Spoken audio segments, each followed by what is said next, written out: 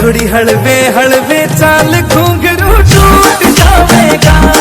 थोड़ी हलवे हलवे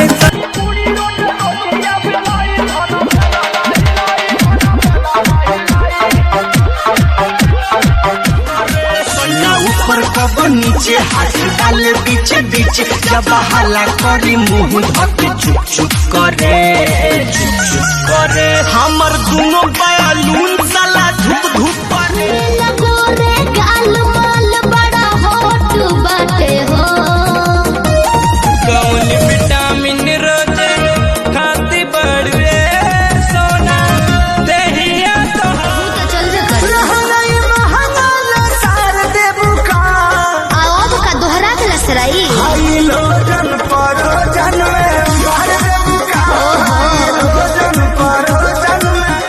लेबू का तू जाने घूमतारू हो पेहान कहे खोल के बढ़ता हाय हाय हाय हाय हाय हाय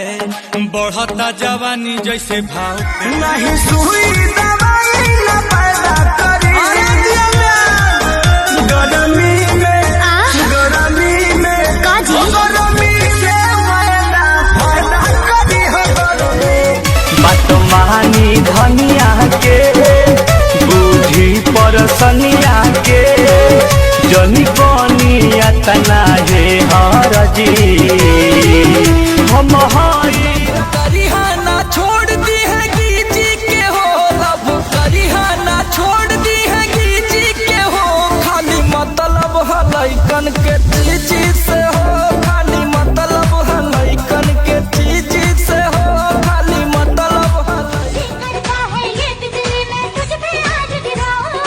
तुझको घर लगा मैं ये चुनरी तुझे उड़ाऊं, बढ़ता ही जाए दर्द होना खत्म। कुछ लगा तेरा चल दोहरा संगमा हो,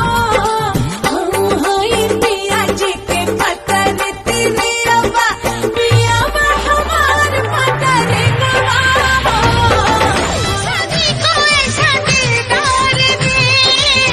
जो आशिकी पे जिंदगी वार दे, हमने ये कसम है खाई ना कहने कभी अरे ऐसे जनी करी झूला कहरा जाओ दिया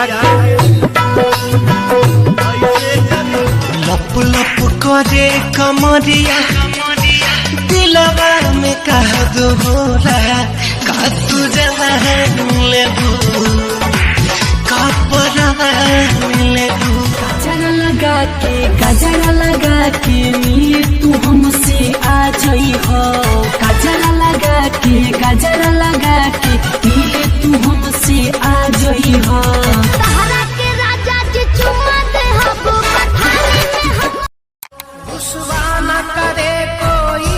तुझको ये सोच के हम घबराते हैं, दिल तोड़ने वाले खुश रहना हम तेरे शहर से जाते हैं। छोड़ गए हो जिस दिन से बेचैन हुए हैं, उस दिन से आँखों से समंदर बहता है, क्या पूछोगे मेरे सारी जिंदगानी लिखो, लहू से कहानी लिखो प्यार की, कुछ भी जमाना करे